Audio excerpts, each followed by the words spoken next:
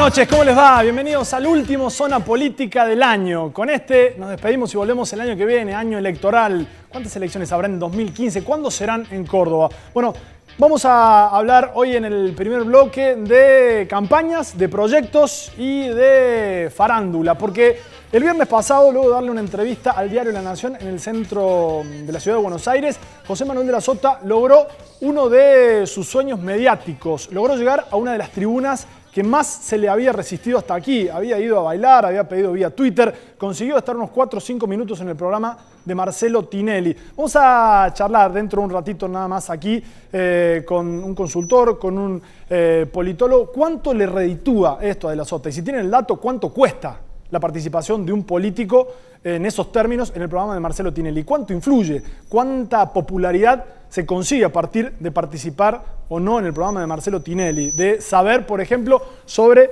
la vida de los personajes de la farándula, como mostró saber José Manuel de la Sota. Por otro lado, el día sábado, Cristina Fernández de Kirchner, en un acto, habló de muchas cosas, pero entre ellas dejó filtrarse un palito, si uno quiere, político a Daniel Scioli. Dijo que no basta con elegir colores, con una foto o con hacer campañas de marketing. Bueno, vamos a hablar de estas cuestiones hoy aquí con Andrés Daín, que es politólogo, y con Luis Dallaglio, que es consultor. Vamos a charlar un poquito sobre todas estas cuestiones en esta danza de nombres de candidatos cuando falta mucho y cuando todos sabemos que es muy volátil la situación política. Vamos a tratar de sacar una foto de cómo están las cosas hoy. En el segundo bloque vamos a estar charlando con el presidente del Comité Provincial de la Unión Cívica Radical, Jorge Font, a propósito de cómo está la situación hoy en Fauna, en Córdoba. El punto central es la enemistad manifiesta que hay entre Mestre y Luis Juez, que hoy a los micrófonos del Canal 10 le volvió a decir cosas bastante críticas respecto de Luis Juez. Dijo que de Mestre, que es siempre el obstáculo para conformar un frente que pueda vencer a José Manuel de la Sota. Bueno, se lo vamos a preguntar a él en qué estado de situación está, si hay alguna posibilidad de acordar. El radicalismo propuso el viernes Jiménez, y antes lo habíamos charlado con Font en la radio, más allá de que después deberán darse las discusiones correspondientes en el partido, que Ramón Javier Mestre sería el candidato de la Unión Cívica Radical para la gobernación. Bueno, vamos a charlar de eso. Y en el último bloque va a estar aquí el secretario de Derechos Humanos de la Nación charlando con Jorge Basalo, Martín Fresneda, a propósito de dos cuestiones importantes. Por un lado, las bochornosas, escandalosas declaraciones del represor, del genocida Barreiro, ¿sí?, que habló y que además hoy volvió a provocar, entre otras cosas, le tiró piropos al general Milani. Pero además vamos a hablar sobre los dichos, un poco descontextualizados, por otra parte, por parte del diario La Nación, de Macri y de Massa a propósito de los derechos humanos en nuestro país y de las políticas que ellos piensan en el caso de que sean gobierno. Además tenemos invitados de la mano de Julia Bullati. ¿Cómo anda, Juli? Bien, Cristian, los últimos invitados del ¿Llegaste año. con aliento, con un poquito de energía o no al último programa? Sí, llegamos con un tirón, pero bien ahí. Bueno. Presentamos los invitados. ¿Quiénes son? Sí, como siempre hoy tenemos bastantes, como a lo largo del año nos van a estar acompañando los periodistas políticos, Betina Marengo de La Mañana de Córdoba y Marcelo Meloni de FM Pulso, también el consultor Carlos Sichas, Juan Pablo Quintero, secretario de la Junta Provincial del Frente Cívico, y por último también Laura Rodríguez Machado, ex candidata a diputada nacional por el PRO. Nos pueden dejar sus mensajes en Twitter y también en Facebook en Zona Política TV. Bueno, te los acordaste a todos, ¿eh? ¿Viste? Vamos a forma que estuvieron laburando Federico Rizzo y Martín Reinaldi, un compilado de esto que les decía, de la Sota en Tinelli, el acto de Cristina, cosas cruzadas, y después charlamos aquí con Luis Dallaglio y con Andrés Daín. Y ya nada fue lo mismo para ti con tu llegada y apareciste tú, cambiando con tu luz y tu mirar, todo por nada. Racing campeón. En este lugar fundante de los argentinos, que es la Plaza de Mayo, ni la lluvia, ni el viento, ni las fuerzas de la naturaleza, ni ninguna otra fuerza podrán jamás quitarnos esta historia. Ha venido hoy el gobernador de la Sota a saludarnos. Le voy a... ¿Cómo le va? ¿Cuándo al bailar? Es el verdadero.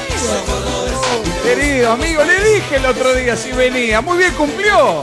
Gracias por el apoyo. Muy bien, es lindo hablar de Córdoba todo el tiempo. Porque esta historia es la historia del pueblo argentino, de sus luchas, de sus caídos, desde San Martín, desde Belgrano, desde Moreno, desde Rosas y de todos los hombres y mujeres que entregaron su vida por una patria mejor. Y me dice que canta muy bien. Un día tenemos que traerlo a cantar acá al gobernador, ¿eh? ¿Pero qué canta? ¿Qué tema canta? Pues me dijeron el otro día, me dice, vamos a traerlo al Cantando por un Sueño. ¿Este es usted?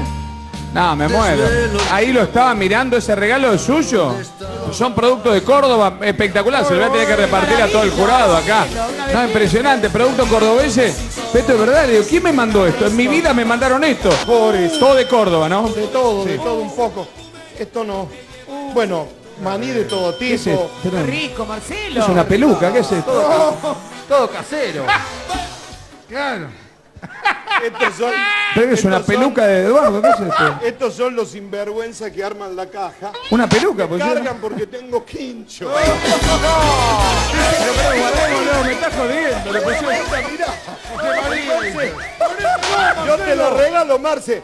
Los que estén conmigo y que usen quincho el año que viene. Vamos a ponerlo, vamos. Hay una línea de conducción, hay una línea en toda la historia argentina que nos hace ver estos dos proyectos de país permanentemente y que tienen distintos protagonistas y hasta distintos partidos políticos, distintos movimientos que los encarnan en una determinada etapa histórica. Pero no hay tantos proyectos, por eso queremos que nos expliquen. Nosotros tenemos acá nuestro proyecto exhibido con resultados. Queremos que nos expliquen cuál es el proyecto. Porque no basta con una foto, ni una campaña de marketing, ni elegir un color. Es el país y la patria son algo más que una foto, un color. Y apareciste tú,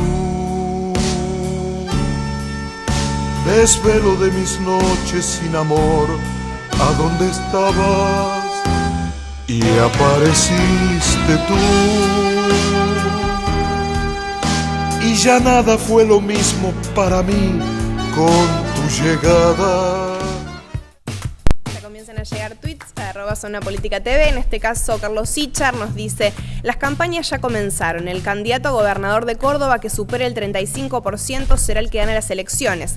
Betina Marengo también está tuiteando y nos dice: ¿De la Sota gana o pierde con Tinelli y Moro? ¿Se expondría así en Córdoba? Da la sensación que son manotazos para mejorar los sondeos. Y Juan Pablo Quinteros también nos dice: De la Sota quemó en el programa de Tinelli el equivalente a 14 casas. Los cordobeses no merecemos semejante aprobio, nos dice Juan Pablo Quinteros.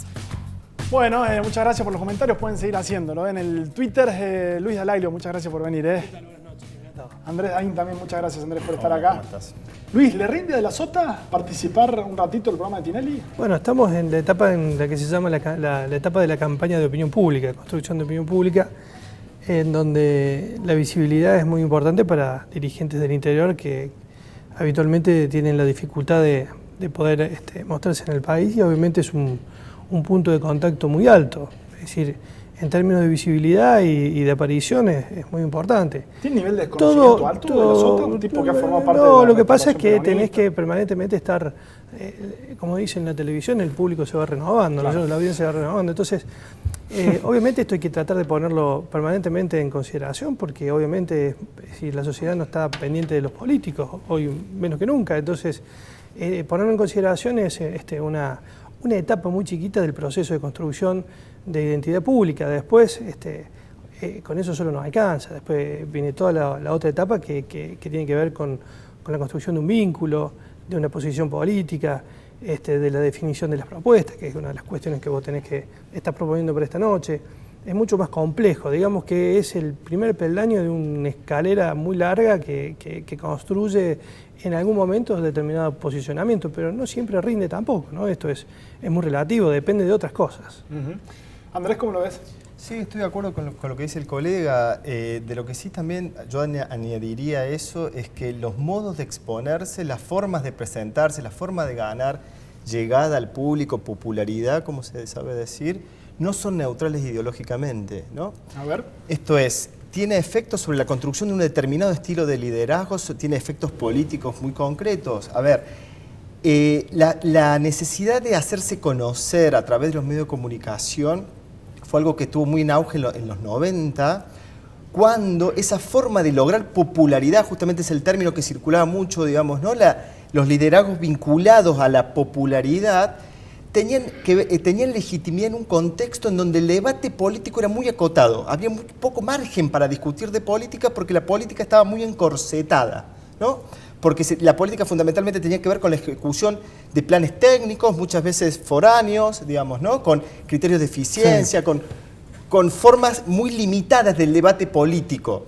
En cambio, en esta coyuntura, yo creo que estas formas de presentarse a la sociedad tienen un efecto de algún modo negativo, porque en los últimos años hemos asistido a una amplitud del debate político, el cual la sociedad yo creo que ha sido muy positivamente interpelada por esa ampliación de la discusión política, y cuando un político se presenta en tono burlesco, se presenta en tono frívolo, yo creo que puede ser perjudicial.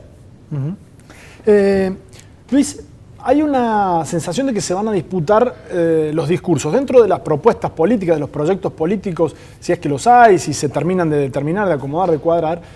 Uno tiene que ver con continuar con lo que está bien y tratar de cambiar lo que se ha hecho mal hasta aquí en estos 10 años, y otro tiene que ver con cambiar todo. O dejar algunas poquitas cosas y meter bocanada de oxígeno nuevo a la política. ¿Qué vendría a ser Macri? Sí, en el último tiempo se ha ido más a una idea de moderación, ¿no? De la búsqueda de un candidato moderado, de un discurso moderado. Te diré que a esta altura la sociedad está muy parada en el plano del deseo. Si hoy me dices, primero hoy las encuestas que vayas a hacer van a trabajar sobre la mitad de la población, porque la otra mitad de la población está absolutamente desconectada de las elecciones. Están altamente politizados hoy los argentinos, pero están desconectados de lo electoral, ¿no? Y vos le preguntás a quién van a votar para presidente, gobernador o intendente, y más de la mitad te dice ninguno, en blanco. Están enojados, no sé, es decir, es una posición de indiferencia. Y cuando vos haces estudios cualitativos, que es cuando entras al cimiento del comportamiento político y social, ahí ves realmente que hay un fuerte deseo de cambio instalado en todos los niveles, ¿no? Fundamentalmente en el plano nacional, que obviamente haría pensar en la idea de una situación de cambio rotundo y demás. Pero lo cierto es que cuando empieza a avanzar el proceso electoral y se va acercando uno a las elecciones, sí, empiezan a aparecer algunos aspectos más racionales. El plano del deseo es absolutamente emocional y está diagnosticado sobre la base de una acumulación de experiencia y demás, que llegan a una conclusión de decir, hay que cambiar. Pero después cuando uno se va acercando a la elección, y esto pasó en Brasil, Marina Silva fue una expresión de ese deseo en determinado momento, que después se fue acomodando lentamente el proceso electoral, se fue readecuando, y las sociedades en el fondo tienen un componente de conservadores, si querés, porque se trata de elegir... Un principio de realidad también, ¿no? Un principio de realidad, porque de alguna manera se trata de elegir a quién va a gobernar en los próximos 4 años y demás, y no es poca cosa. Entonces empiezan a aparecer otros elementos más racionales que tienen que ver también con quienes expresan el poder real. Las sociedades, sobre todo los argentinos, no gobiernan, no votan a quienes no tienen poder. Es decir, la construcción de poder en la Argentina, esta idea de poder gobernarla a la Argentina es muy fuerte. Entonces empiezan a aparecer otros elementos que se terminan readecuando, digamos, en las tendencias electorales. Y es muy probable que nosotros tengamos un proceso electoral hasta las PASOs, no solamente desde el punto de vista de lo que haga la sociedad con las PASOs, sino también de lo que hagan los candidatos hasta las PASO. Y qué pase después de las PASO puede ser otra historia absolutamente distinta, tanto en términos de la sociedad como en términos de las alianzas que se vayan a generar para buscar nuevos consensos después de las PASO. Y en eso me parece que algunos actores, como Daniel Scioli, pueden llegar a esta orilla, que son las PASO, con un esquema de funcionamiento, y salir de las PASO hacia las elecciones de octubre con otro esquema de alianzas.